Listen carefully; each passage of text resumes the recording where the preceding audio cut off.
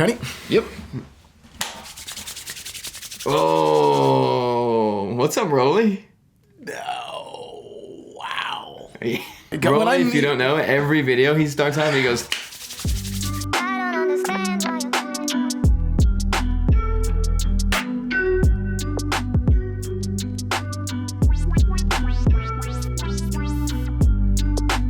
What is up, Watch Fam? I am Christian, the curator of the Theo and Harris Watch Shop. My name is Mikey Wikey. This video is sponsored by Masterworks and me being a detective today to see if these Rolexes are fake. See, these Rolexes are fake. Yes. We've got a couple of leaked Rolex photos, so Michael and I are going to sit down, decide, well, we're talking about the watches themselves. It's a yellow gold Hulk, basically. Yes. Yep. It is a new Daytona, and it is a Sprite, okay? That we think the Daytona is kind of ugly. Yeah, so we'll discuss those watches, our thoughts about them, where we think they're going to be on the gray market. And we're also going to try to figure out whether or not these photos are even real and these leaks are even real. And if they are real, who leaked them? Okay, I have a little bit of... This could be a great opportunity for this person to boost up their social media presence. Of course, there's certainly, value in deception here. Not that they're doing that, I'm just saying. No. Of course. But you need to look at motive. Yes. Right? Means, Yeah. motive, and opportunity, Michael. Yes, that's what they taught you in lawyer That's school what they taught me in in lawyer 6th grade. school in 6th grade. Let's get into the discussion.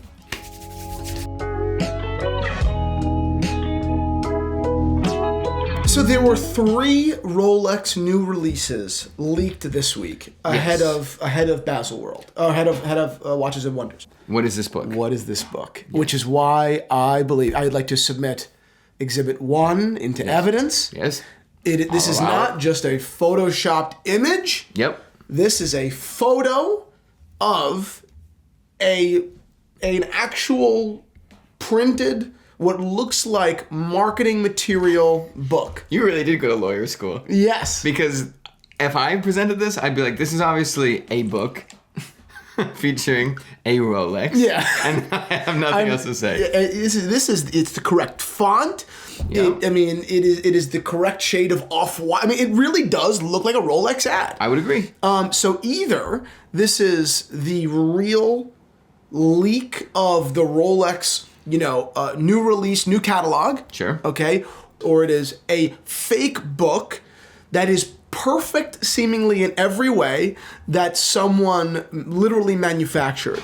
And I don't believe that to be true. This looks absolutely correct. I really don't have any evidence that you'd be wrong either. So now here's the question. Who leaked it? Yeah, Who right. would have access to this marketing material? Someone in Rolex. But in what position?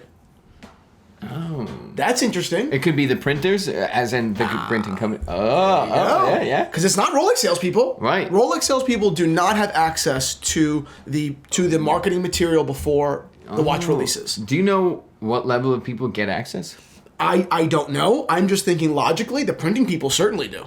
Right. They have to. The printing people definitely know. They do a terrible job if they couldn't see it. Exactly. And the printing people certainly know that it's Rolex new releases. And the printing people, I'm sure someone there knows that those are... There's a watch guy. Yeah, there's a watch guy that knows.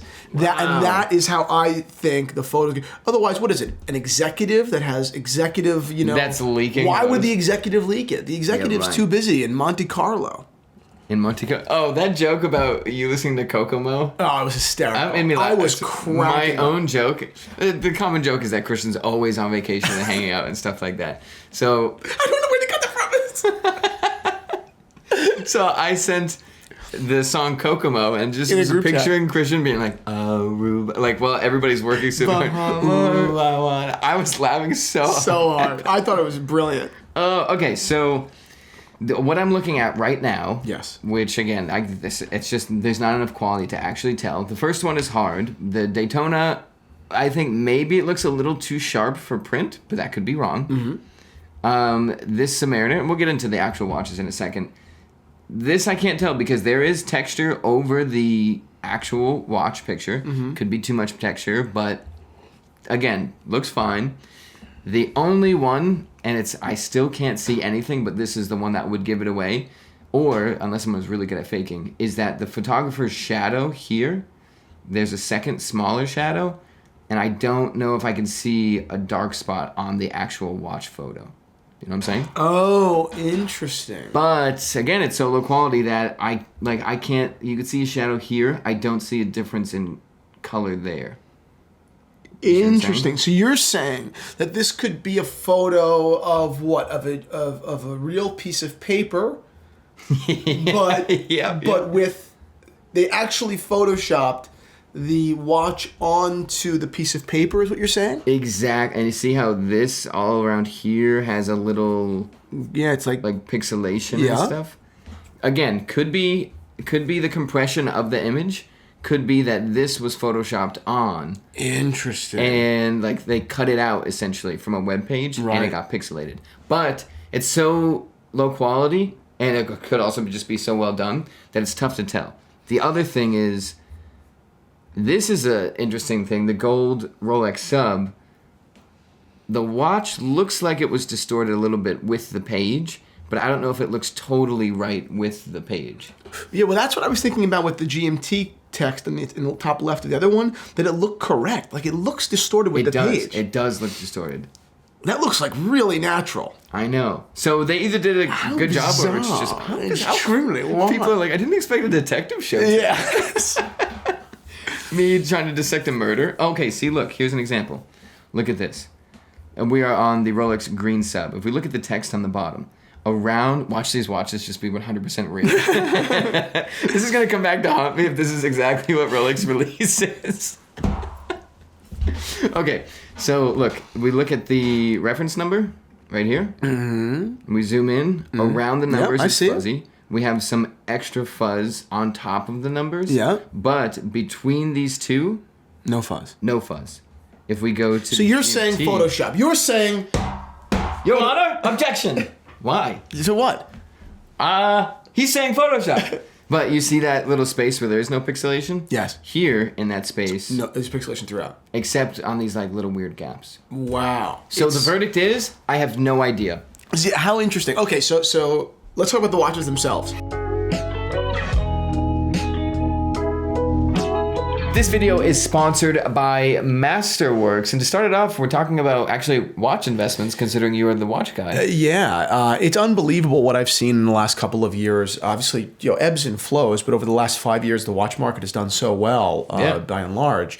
Yeah, particularly unsung markets like vintage Cartier, which I've seen some interest go into, and the people that did invest in, that understood that it wasn't all just the hype watches that were important, but obscure stuff was great. Yep. Those people did extremely well, and I was one of those people. But those watches were rare, they were hard to get, but if you sought them out, and if you had the capital, you were able to make a really good investment. Whether you liquidated at that point or not is your problem, or your decision, but they did extremely well. And those are those, classic, either you really thought this was going to work out, or you just had that brilliant stroke of genius in the moment. But when you look at Masterworks and the art world in general, the art world is 30 times larger than the watch market. It's unbelievable. So the wins that we're talking about here are dwarfed, right? Exactly. Yeah. And it's been forever. This is not a new asset, but the way that you can access this asset is very, very new, and that's where Masterworks And the big thing is really the capital, right? When I'm talking about these guys that are investing in vintage Cartier, we're talking about people that are putting up $50,000, $100,000, $200,000 cash,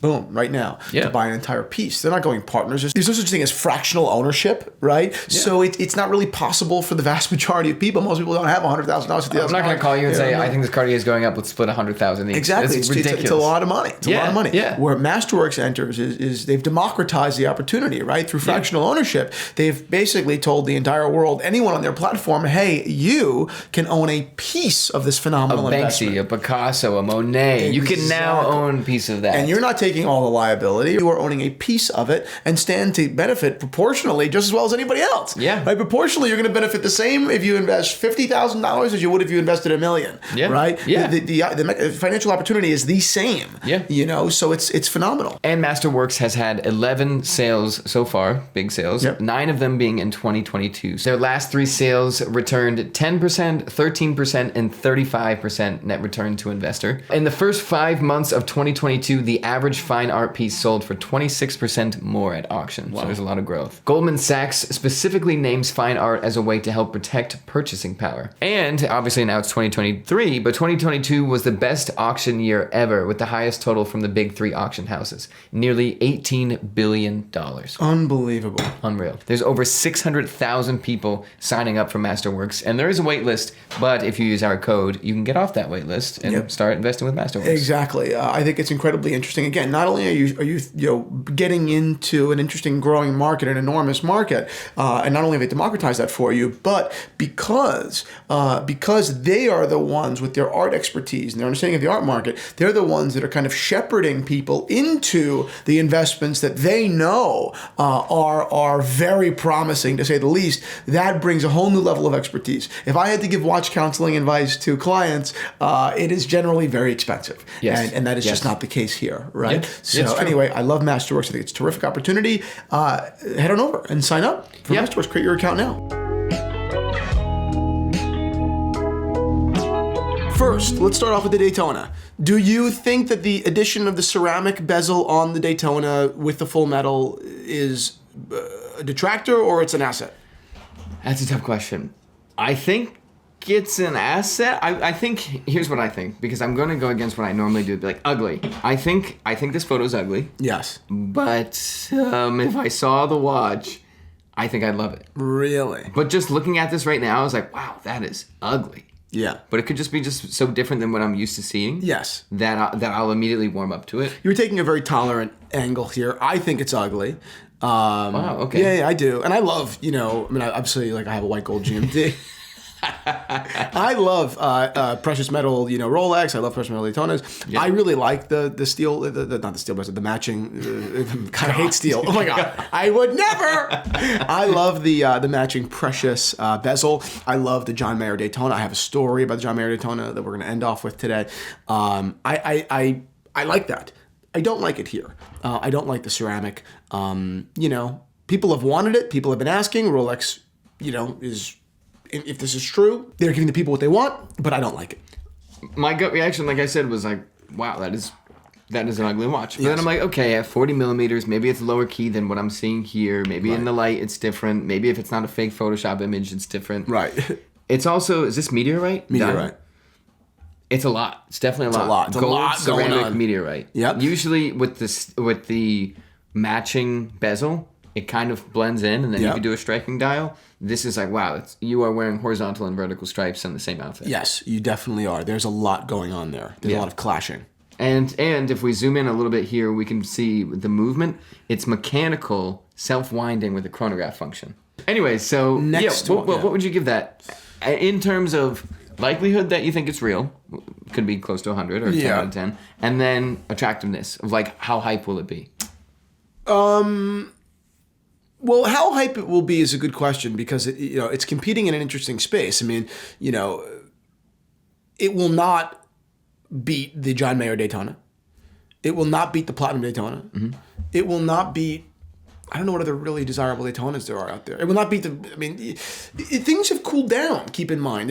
Even the white gold Daytonas with the blue dial have cooled down a ton. Wow. So I don't know how crazy that watch will be. What's good evidence is the date, the green dial date, not the olive, the yellow gold green dial. Sure. That watch went from the retail of 42 to 90, back down to 50 in a matter of no time. Whereas the olive dial date with the rose gold metal, that watch was a rise, and it's hung out there for a while. That hype world was stronger then. Mm-hmm. I don't think it's as strong now. I think that the best stuff will still be hard to get. Sure. But the second, third tier stuff, I don't think it's as ridiculously hard. Do you think things are going continuing? This is very brief. We'll do a full video on this. But do you think things are plateauing or continuing to go down? I think that the cream of the crop is strong, and the things that are second and third rung will be short-lived, and you can get them. You can get them fairly, not easily, but you'll pay a small premium for them. Wow. Even the white gold date with the olive, that watch was $75,000. It's retail now. Really? It's $40,000. Wow. Yeah. Wow. 42,000. That's huge. Yeah, it's huge. I farted. Can you smell it?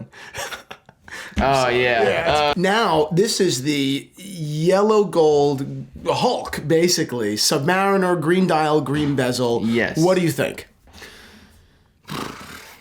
Cool, but I just don't like that. I like the bezel, but to me it's just too much green. It's too much green. Tacky. Well, did you like the John Mayer Daytona? No. Really? Yeah. Wow. Holy. These watches, and again, I have to say, I don't handle these watches a lot. I'm looking at pictures. Right. Photoshopped fake pictures. Mm-hmm. I keep making that joke, you keep not saying anything. I haven't handled them a lot, so it could change, when you have it on your wrist, like, wow, that is actually very striking. To me, I'm just like, it's too strong of a green mixed in with that gold. Yes. We have a lot of strong things hitting each other. Yes. So it's clashing. Well, the big difference, obviously, here between this and the John Mayer is the bezel. The John Mayer has a gold bezel, not a blue, not a green ceramic. Mm-hmm. So this is more green than that watch, yes. Certainly. So I do understand the clashing thing. I still do think it'll work. It is also being released like 1 week after St. Patrick's Day. Rolex has never been known to miss a St. Patrick's Day party. Exactly. So I don't know. I think it's interesting. I think it's a cool watch. The yellow gold sub to me. These are like, I love yellow gold day dates. I think they're amazing. Sure. 36 millimeter, even 40. I don't know. I just find the yellow gold subs to be a lot. Yeah. I do. I find them to be a lot. I told you, I went to this, it was basically a pawn shop. It made me feel terrible for the watches in the store. I was you're like a scumbag. Yeah. You're just you're not a nice guy. You're not nice to your customers. Right. And of course, yellow gold Daytona. Yeah. And I was just like, I would love to have that watch, but I feel like when I would wear it, I'd be very wow. But he's like, so are we doing this or are we not doing it? Yeah, right. You would say you had a deal. And I'm like, you're just being out. mean. This You're isn't mean. Fun. Yeah. You're not very nice to me. I think this is likely. I think it's a likely watch. This wouldn't surprise me as much as the Daytona. Yeah. At all. Yeah. So it's interesting. I mean, I think it's fairly likely. I think that it'll be a hard watch to get. People will really want it. I think it'll be maybe the most, it'll be maybe the first truly hype sub, meaning precious, whatever sub. I think that's probably the case because the blue dial sub has always kind of been basically around retail. I mean, a little bit more, fine. I mean, they went up to low 40s during the height of COVID when those watches were, always a mid 30s watch. They were always mid to low 30s. Yeah. It was wild. So I think that's the case. Okay. But that's it. I think that's a cool watch. I wouldn't get it. I think it's interesting that Rolex would be going back to the green dial because they replaced the Hulk with the Starbucks. Oh. Black dial, green bezel. So it's interesting that they'd be going back to the green dial. Yeah. It is really weird. We've talked about this before, but you realize Rolex can just kind of move colors around and we'll go nuts. Yeah, isn't that funny? Yeah. The GMT with the green and black bezel. With no longer left hand, just a regular. Yes. I actually never liked this combo. Really? Yeah. How come? I will agree on this. I think just the colors look a little. I don't know what vibe this specifically is, but it reminds me of 2010.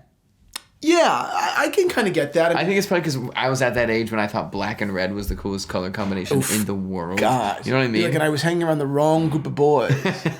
You wear a black shirt and red shorts and you'd be like, this is crazy color combination. God, I'm good. I think green and black was also, God, I'm good. I think green and black was also in that vibe for me. Yes. But I'm glad they put the crown on the other side this year. Yeah. Just because it was cool having it on the left side, but I was also like, well, just put it back. Yeah, just put it back. That was fun for a second. Hey guys, can you just? It's Christian. Yeah. Can you just put the crown back on the other side? Please do that. Thank you so much. You can't put it on. And it's a letter written in crayon. Yeah. What are you gonna do next? Put it on the top? You can put it on the clasp? So I think that's fairly likely. Again, the moral of the story here is kind of what you said before, which is Rolex is kind of just going to move some colors around and we're all going to shit our pants. And I think that's probably pretty likely. Now,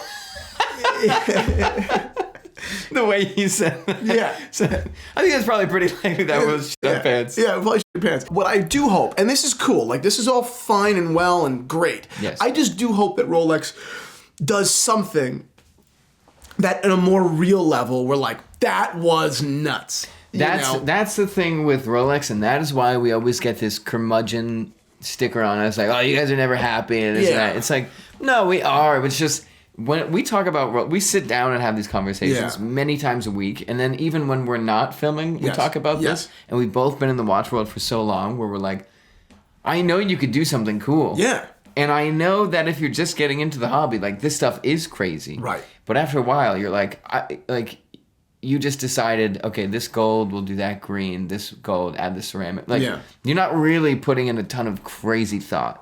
You know? No, a lot of it does become a Photoshop job. I mean, your job kind of becomes Photoshop, and that's like these photos. No, that's what it really becomes. It's not so much design as it is, kind of plug and play. And there's nothing wrong with that. Like Rolex is Rolex because they've remained so consistent. Yes. Right, for so many years, and the updates that they have made, like specifically to the Super case, were brilliant. Mm-hmm. Right, Rolex moving to this new case was in my opinion, carefully orchestrated stroke of brilliance, a move into modernity. It is still an oyster, but it is the new oyster. It's still 40, but it has more presence at 40. You're like, that's crazy. Crazy smart. I don't think that we all understand how smart that was. Right. They maintained all the integrity of the design. Yep. And brought it into the 21st century. You look at the first Rolex oyster and then look at an OP now, and you're like, wow, that is the perfect casting of a child actor and the grown version. Yes. Like, that is exactly what you look like in 2023. Yep. And that's brilliant. You look at, for example, like, that's the Breitling Top Time. That's the original.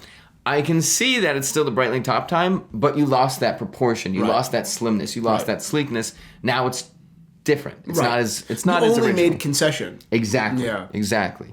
So Rolex is brilliant for that. But when it comes to talking about the releases, we don't have a ton of like, well, maybe they're going to release a 42 with bells on. Yeah, exactly. So I think that the coolest stuff would be, again, a new Milgauss. Again, it sounds like a broken record, but it's definitely true. I think a new Milgauss would be incredible. A new one, not an update. Well, I guess an updated one, obviously, but like a new design. A new design. A new design Milgauss would be great. We said OP meteorite dial would be nuts. Yep. What else?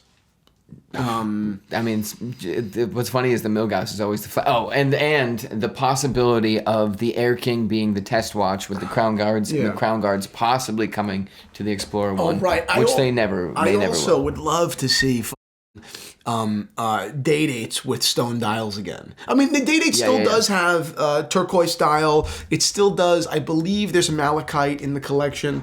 But I mean, a real, like the same way that Rolex released the OPs with colors, release a box set, of day dates, maybe 4, reintroduce lapis, you reintroduce this, that would be tiger's eye. I think it would be very, very cool. And it would even be okay if they released them in one very specific, like, day date combo. Release them on oyster with a smooth bezel if you want. Like, that's not my favorite watch. I prefer fluted bezel. I prefer presidential bracelet. But release it on that combo and be like, now beg me for the presidential. You know what I mean? Like, right. Like you beg me for it. I would be cool with that. I'd be like, wow, okay, Rolex is playing hard to get. They're gonna make us buy oyster bracelet day dates, and people are gonna do it. People are going to do it. People are more comfortable, and this sounds so ridiculous, and it is, but it is true. People are more comfortable now spending $40,000 on a watch than ever before. Yeah.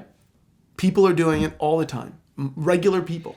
Again, when I say regular, I mean middle class metropolitan. So I don't mean I don't mean regular. People that could have afforded a watch at the time would never consider one are now starting to consider, like, because it is more culturally normal. When I started this channel back, 8 years ago, which it was funny. I told you we both forgot not that it was yours to remember, but I forgot, whatever, my mom forgot, everyone forgot. Fucking Sally brought over a bottle of champagne. She's the only one that remembered? Only one that remembered. The anniversary of the company. Wow. Yeah, isn't that really sweet? Yeah. I was like, oh my God, I totally forgot. Wow. And she's like, happy anniversary. And I'm like, did I miss our anniversary? She's like, no, the company. And I'm like, oh, thank God. Oh my God. I used to say, like, one of the really interesting kind of like realizations was who can buy an expensive watch. This is a question. Is it a matter of money? Mm-hmm. And the answer was no. It's really more of a matter of culture, right? I live in New Jersey. I live in suburban New Jersey, and the demographic, and it's not ethnic. It is by profession.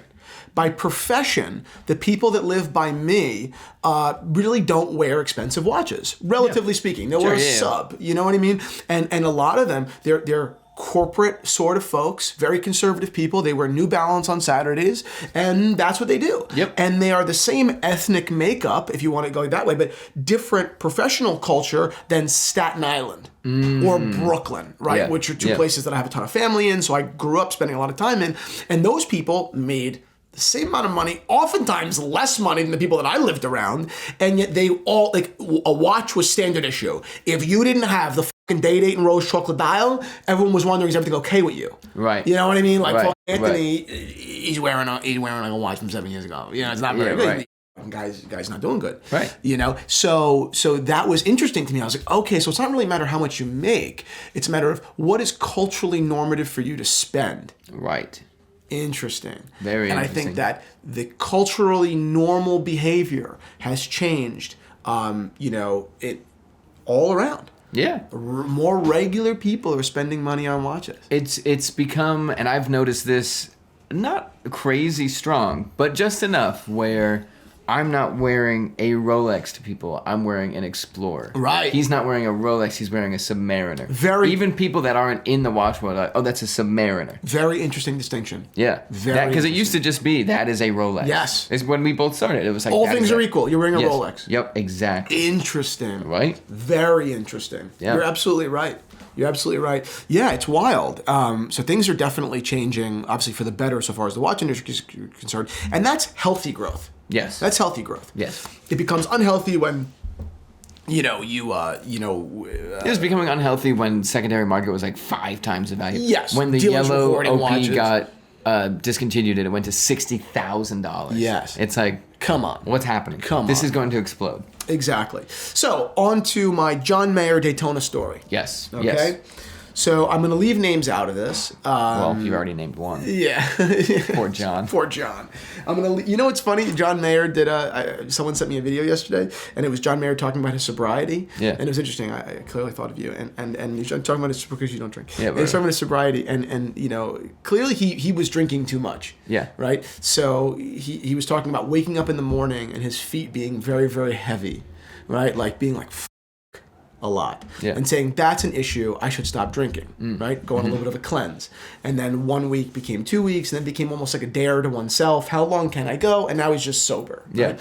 And the way he kind of explained it was, if you are used to drinking, which you never were, you definitely you never hit those highs again. You never get the euphoria that you get when you're drinking, right? But you also never get the low. And your equilibrium is more steady, and over time, your equilibrium gets higher and higher and higher and higher, and at scale, you end up with a very nice, beautifully equal life, and it's much more free, right? If you're sober. If you're sober. Okay, got it, right? got it. It's rough for a little while, it's rough for a while, but slowly your life just gets amazing. Interesting. Right? And he goes, the question that inspired him was, someone asked him, how much of yourself do you want to access? And he answered 100%, right? Yeah. And as soon as he said that, I said 61%. You said 61%? 100%. I don't need to access 100% myself. No. Did you swirl your Yeah, I'm drink swirling as you my said drink. that? No, I just it was interesting perspective. Sobriety doesn't interest me. Alcoholism, nothing just interests me. I just drink like a normal whatever. I have a fairly normal relationship with alcohol, Yeah. so it just doesn't really, it never interests me. But Yeah. listening to it, I was like, oh, because it was him. I was Right. like, oh, I'll click on that. Yeah, it was an interesting perspective. I remember that at parties in college where it was always that discussion. Like, if you're going to go up to a girl, it's like, well, I wouldn't do that unless I drank a little bit. Then I can be who I really am. Or like, Right. then this and that. And I was like, that's interesting, because it's a debate. There's no definitive answer. But I'm like, but I'm nervous right now. If I drank, I wouldn't be as nervous. Which one is actually Better. Yeah, exactly. That's a good question. Yeah, I mean, there's a great movie about it. We talked about it, I think, yes. round. And the whole concept is, if you maintain a very low blood alcohol content, not drinking too much, but drinking just a little, you reduce anxiety and you're more, whatever, creative. The moral was that no one can really maintain a perfect blood alcohol level because the temptation to continue drinking is just too much. The moral of the story is John Mayer's an interesting guy. If I see his face, I'll probably click. Yep. I think that the real lesson there was just, could you just just drink less, you know? Yeah, exactly. You know, I was talking to Sal about it last night, and I was like, there are probably 4 nights a year where I wake up in the morning and I say, I shouldn't have drank that much. Yeah, right. Which it doesn't, you know, it's usually a Saturday. And you do waste those 4 Saturdays. You do. Like, and I kind of feel about that. Like, I could have did something today. Yeah. But anyway, not even. What I always say to them, say to people is like, because it's why don't you drink with this and that? And I'm like, based off everything else I do in my life, I'll just become obsessive and be the best drinker that you've ever seen. Every night, I'll know everything about alcohol, Yeah. but I'll just drink every single night. Yes. And I was like, you clearly, to other people, it's like you too, but I'm like, you clearly can stop. I have never done anything where I can stop. Yeah. You're, you know, again, I don't interest myself in other people's like behavior so long as I think that they are like a pleasure to be around.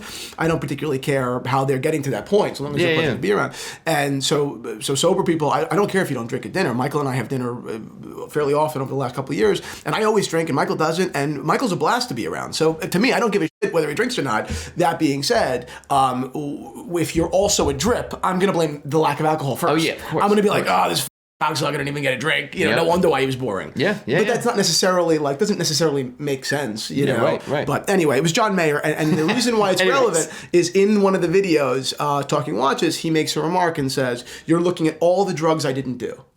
Money. Yes. You look at all the drugs I didn't do, and I was like, oh wow, so you didn't do drugs. Yeah, you didn't do drugs. What you did, you probably were an alcoholic. Weird. Yeah. But I guess alcohol isn't as expensive. Drugs are apparently expensive. Yes. Everyone's like, you ought to know, you're a cokehead. How doesn't he know? Yeah. So anyway, okay, here's the John Mayer story. Rolly, baby. Guy out in Las Vegas. Guy's a mover, right? Really makes good money, spends a lot of money. Apparently, he spent somewhere in the vicinity of $400,000 on jewelry at a Rolex, at a jewelry store that has a Rolex AD. So the Rolex AD is very nice to him. Of course. Calls him up the other day and says, "I can get you a John Mayer Daytona or a Platinum Daytona. Okay. Which one do you want?" Mm-hmm. He says to himself, "I don't need either. I have plenty of Rolex watches. Frankly, I don't really want either. I could flip them, but that's fucked up to my AD. I won't do it." Yeah. So he calls up one of his friends, okay, and says, "Here's the story.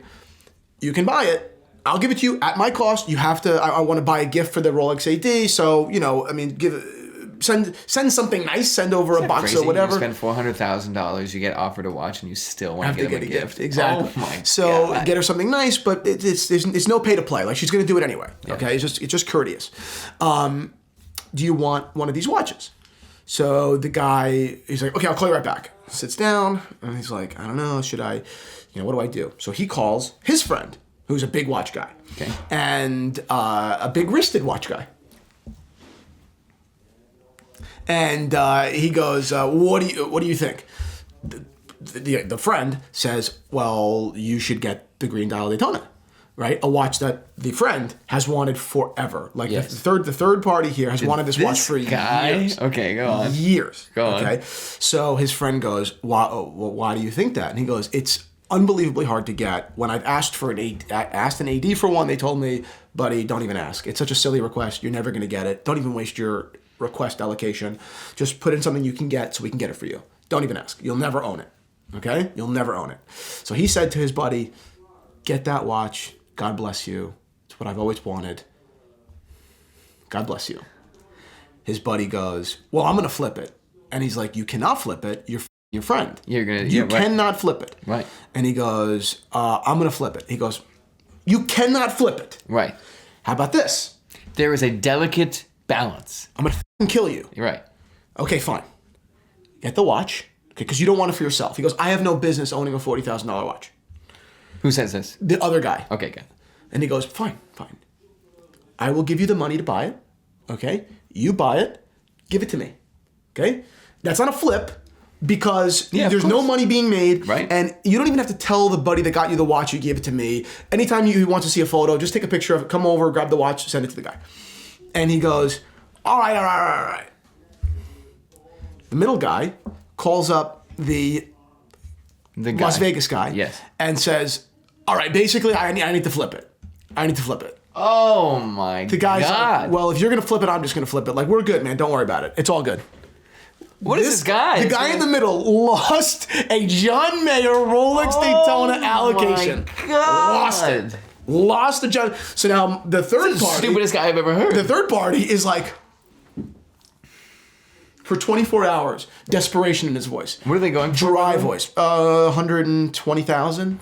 Dry voice. Never would have flipped it. Would have been the Rolex owner, like perfect Rolex story, right? Just a matter of kindness to gratitude, right? No one's flipping, no one's making the money. It's just kindness, right?